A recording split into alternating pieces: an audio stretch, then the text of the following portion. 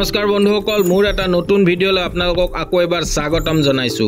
মই বৰ্তমান দেৱভূমি উত্তৰাখণ্ডত আছো। উত্তৰাখণ্ড ভগৱানৰ নগৰ বুলিও কোৱা হয়, ভগৱানৰ ঠাই বুলিও কোৱা হয়।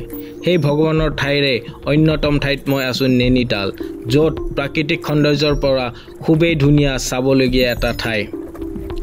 নৈনিতালত বৰ্তমান মই নৈনি ঝিলত উপস্থিত আছো। প্ৰাকৃতিক পৰিৱেশৰ ফালৰ পৰা এই ঝিলটো আকৰ্ষণীয় কেন্দ্ৰবিন্দু হৈ আছে পৰ্যটকৰ। দেশৰ পৰা বিদেশৰ সকলো ধৰণৰ পৰ্যটকৰ কেন্দ্ৰবিন্দু হৈ আছে এই নৈনিতালৰ ঝিলটো। গৰমৰ বন্ধত বহু ৰাজ্যৰ পৰা ইয়ালে পৰ্যটক ফুৰিবলৈ আহে আৰু প্ৰাকৃতিক সৌন্দৰ্য উপভোগ কৰিবলৈ আহে।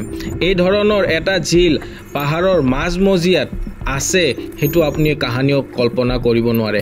7খন পাহাৰৰ মাজত এই ঝিলটো অৱস্থিত।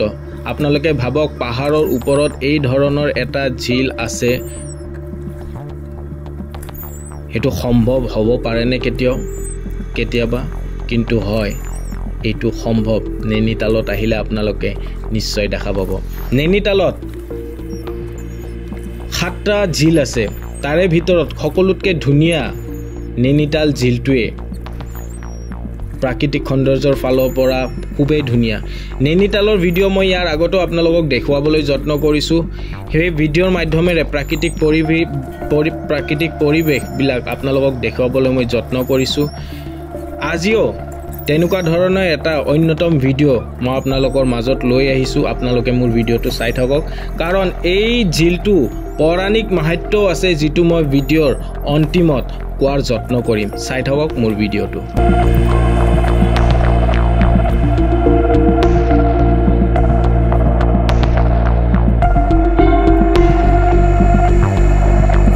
এই ঝিলটোৰ লগতে নেনা দেৱী মন্দিৰটো লাগি আছে। নেনা দেৱী মন্দিৰৰ ভিডিঅ'টো মই ইয়াৰ আগতে আপোনালোকক দেখুৱাবলৈ যত্ন কৰিছিলোঁ, যিটো শক্তিপীঠ, 51টা শক্তিপীঠৰ ভিতৰত অন্যতম শক্তিপীঠ এই নেনা দেৱী মন্দিৰটো, যিটো এই ঝিলটো নৈনিতালৰ এই ঝিলটোৰ লগতে একেবাৰে লাগি আছে। কোৱা হয় ইয়াতে সতীমাৰ চকু পৰিছিলে। 51টা শক্তিপীঠৰ ভিতৰত এইটো এটা অন্যতম শক্তিপীঠ। যি ধৰণে অসমত কামাখ্যা মাক শক্তিপীঠ হিচাপে আমি সকলোৱে পবিত্ৰ স্থান বুলি আমি জানো, ঠিক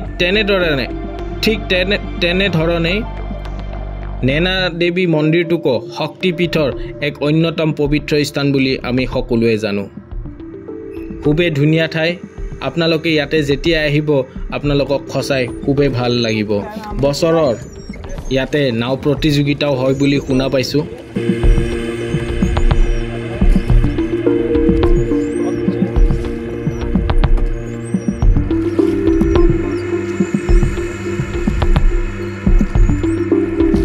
আপোনালোকে যদি প্ৰকৃতি প্ৰেমী, পৰিৱেশ চাই ভাল পায়, ধুনীয়া প্ৰাকৃতিক পৰিৱেশৰ মাজত য'ত আপোনাৰ কোনো ধৰণৰ প্ৰদূষণ নাই, প্ৰদূষণমুক্ত ঠাইত আহিব বিচাৰিছে, তেনেহ'লে আপোনালোকে নৈনিতালৰ এই নৈনি ঝিলৰ ফালে আপোনালোকে আহিব পাৰে। এনেও আপোনাৰ নৈনিতালৰ ফালে প্ৰদূষণমুক্ত বুলিয়ে আমি ক'ব পাৰোঁ, কাৰণ খুবেই ধুনীয়া প্ৰাকৃতিক পৰিৱেশৰ পৰা চাব গ'লে এই ঠাইটো খুবেই ধুনীয়া। অক্টোবৰ আৰু নৱেম্বৰ মাহত ইয়াতে কুমাও উৎসৱ হয়। সেই উৎসৱৰ সময়ত ইয়াতে খুব ভাল লাগে। আপোনালোকে যদি নৈনিতালত আহিব বিচাৰে, নৈনিতালৰ প্ৰকৃতিৰ সৌন্দৰ্য আৰু ইয়াৰে ঝিলবিলাকৰ আহি তাৰে যদি সৌন্দৰ্য উপভোগ কৰিবলৈ বিচাৰিছে, তেনেহ'লে আপোনালোকে নিশ্চয় আহিব পাৰে, কাৰণ ইয়াতে 7টা ঝিল আছে।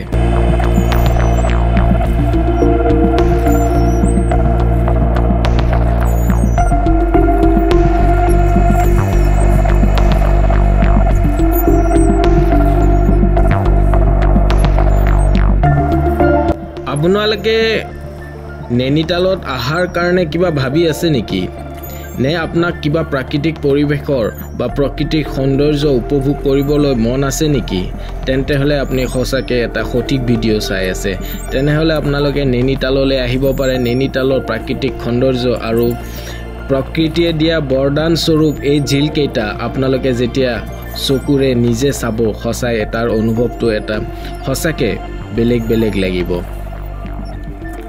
নৈনিতালৰ আশে-পাশে সকলো পৰ্যটনস্থলী একেবাৰে ওচৰতে আপুনি দেখিবলৈ পাব নাই বুলি ক'লে 20 কিলোমিটাৰৰ ভিতৰত সকলো পৰ্যটনস্থলী আশে-পাশে দেখা পোৱা যায় এই নৈনিতালতে 7টা ঝিল আছে সেই 7টা ঝিলৰ ভিতৰত ভীমতাল সাততাল নকুচিয়া তাল সুৰখা তাল মালৱা তাল হৰিশ তাল আৰু লেখম তাল এই 7টা তালৰ ভিতৰত এই 7টা ঝিলৰ ভিতৰত সকলোতকে ধুনীয়া আৰু গভীৰ বা দ ঝিলটোৱে হৈছে নৈনিতাল ঝিল যিটো মই বৰ্তমান সময়ত আপোনাক ভিডিঅ'ৰ মাধ্যমেৰে দেখাবলৈ যত্ন কৰিছো আৰু খুবেই ধুনীয়া ঠাই আপোনালোকে ইয়াতে আহিব পাৰে আৰু এই নৈনিতাল ঝিলৰ ওচৰতে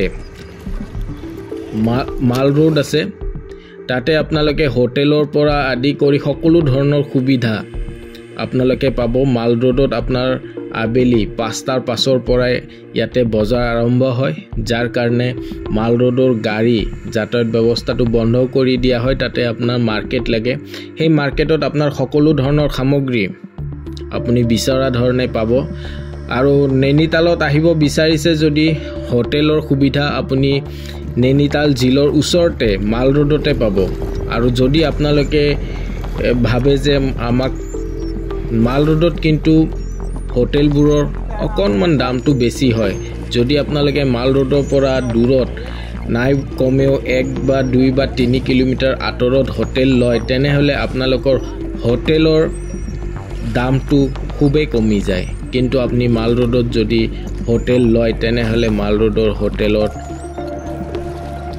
ৰেট বিলাক দাম বিলাক অকণমান বেছি